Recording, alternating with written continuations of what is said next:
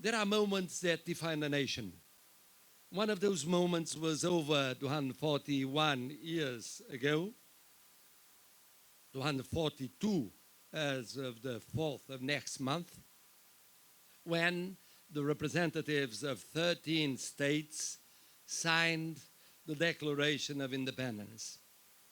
A toast of Madeira, you know it already, marked this historic moment. The signing of that declaration represented a bold gesture, because anything that is new and ahead of its time is bold. It was also a defining moment in that it was decisive for the future of the United States of America. And it was elegant because it was framed by the noblest principles of respect for the human being. Bold, defining, and elegant, like Madeira wine. It is therefore impossible not to associate that moment with a certain touch and taste of Madeira and Portugal. And so it was that the United States came into being before the eyes of the world with ideas that were very advanced for that time, ideas which had a powerful influence on the entire world in the following centuries, till today, and for the future. All men are created equal. They are endowed with certain unalienable rights: life, liberty, and the pursuit of happiness. This phrase, taken from the Declaration of Independence, is one I'm sure everyone knows here and all over the world. One that expresses so many of the values that we in Portugal and in Europe, and naturally in the USA, identify with. Values we have conquered on both sides of the Atlantic, at times having to pay a very high price. That's what we did during the world's major conflicts, being always together. Values that we take for granted today in our day-to-day lives.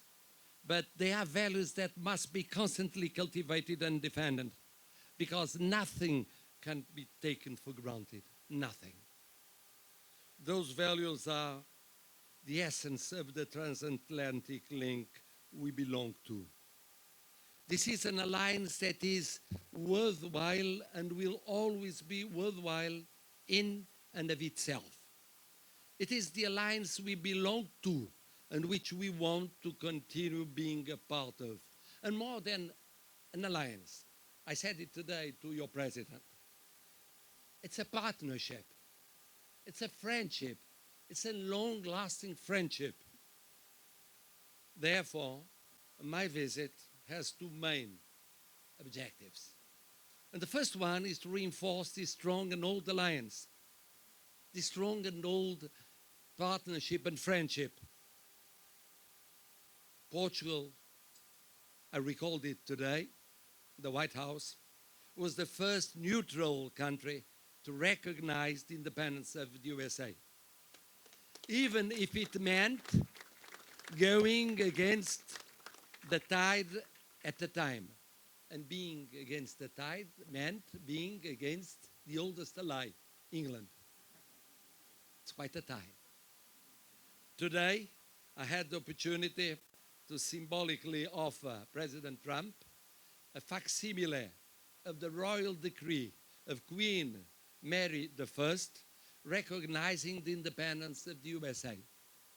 You were lucky. You were about to be born. We're already old, 700 years old at that time.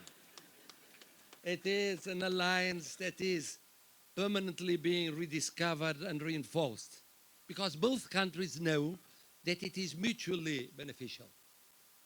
After all, we do share a treasure, a border, the Atlantic.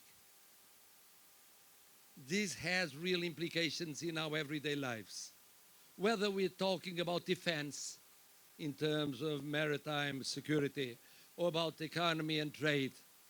In fact, whereas Madeira wine was once the main product traded between the two countries, a fact that led the first American president, George Washington, to quickly appoint one of his first ambassadors to Portugal that loved Madeira wine. We know it. That's historic. Today, we export LNG to Europe. You export LNG to Europe through our port of Sines, following the same Atlantic shipping routes, and that is growing its importance every day, every week, every month, every year. The Atlantic, there are those who say it appears to be more of a river than an ocean, has also contributed to the decision of many Portuguese to live and work here in this noble country. This is why the largest community of the Portuguese and Portuguese descendants outside Portugal, numbering around 1.5 million, lives in the USA. And they are a powerful community. They are a hard-working community. They are a beloved community. I had the opportunity to meet many of these people when I came to celebrate our National Day here in your country. They are testimonies of hard work, as I said, persistence, courage, adventure. They are persons who work daily to the economy, society, politics of USA. It was with them in mind that Portugal launched for the first time June, month of Portugal in the USA. Under this idea, a country that is 900 years young, not old, young. An initiative led by Ambassador Domingos Fezes Vital, and which took hold thanks to the support of his team and of this community all over the country. It was a way of strengthening the bonds between the Portugal of today and these Portuguese and Americans with Portuguese roots. It's also a way to better acquaint the United States with a country that looks to the future, that is already the future. And I would very much like to congratulate the Ambassador, who once again brought attention to the ties that unite us, thus continuing during the 21st century on the path that was started by our first great ambassador to the USA, Abad Correia da Serra. Dear Ambassador Domingos Fezes Vital, I knew you were very competent. I didn't know you were modest. I'm discovering it. You must be sick. No, you are no longer the same. A country that deserves to be known, Portugal. Those of you that don't know Portugal, you are really every day missing the most of your life. It's unbearable. It's unbelievable. It's almost a sin for those that believe. And for those that don't believe, it's wrong. It's simply wrong. Not only for our landscapes, monuments, and excellent cuisine. And wines, and wines. Of course, Madeira wine is the first of all. But also for our internationally renowned centers of scientific research, which we have been welcoming and founding in Portugal. Today we are at a level that is completely different from where we were a few years back. And this was very clear in the last two editions of Web Summit, which I have this year, the third edition of Web Summit, with people from all around the world, thousands and thousands of scientists, of startups, of young people in Lisbon. You have still the opportunity of being there in November. It's not too cold. Nothing compared with Washington. Nothing. It doesn't snow. Well, a country that can be counted on, as we have already proven, even in the most difficult moments of our crisis, which we're able to successfully overcome. The Portuguese in Portugal and the Portuguese outside Portugal, especially in the USA, prove every day that we are people who can be counted on, always. And the second aim of my visit was to reinforce the idea of the importance of the alliance between the two sides of the Atlantic with Europe. With Europe. Portugal is an European country that is deeply committed to its integration in the European Union, aware of its importance as a guarantee of a way of life that portrays democracy and the defense of human rights. The values that are so well described in the Declaration of Independence, I just quoted. We are an European country, but always looking over to our Atlantic neighbor. We are neighbors. We are neighbors, and always ready to build and rebuild several times this bridge. We believe that everyone benefits from a cohesive, united, and peaceful European Union, and also from an America that is great and at the height of its potential. Ladies and gentlemen,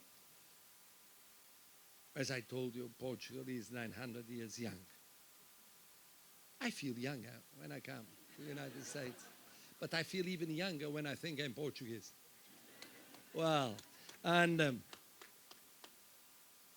we're proud of our inheritance and of our capacity of having changed the world. As the president of Madeira said, we were ahead of the rest of the world, discovering new continents, building bridges between cultures and civilizations, showing new worlds to the world of that century, the 15th and 16th century. It is a country that rediscovers itself and finds itself every time it opens itself up to others. We love to unite people, not to divide people. That's the way we are. That's why we have the Secretary General of the United Nations, of course. So it's a country that is worth getting to know. And so that you can understand a little bit our soul. And to discover our soul, I ask you to join me, but I need a glass, to join me. Protocol is always late.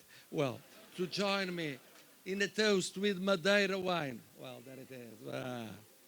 Just like your founding fathers in 1776, when they signed the Declaration of Independence of your country. Let us pay tribute to all the values that important document transmitted to the United States of America and to the world. May they never be forgotten. So, we close with this toast, just the first edition of June, month of Portugal in the USA. After 135 events in 12 states. Thank you very much. Long live Portugal. Long live the United States of America. Yeah.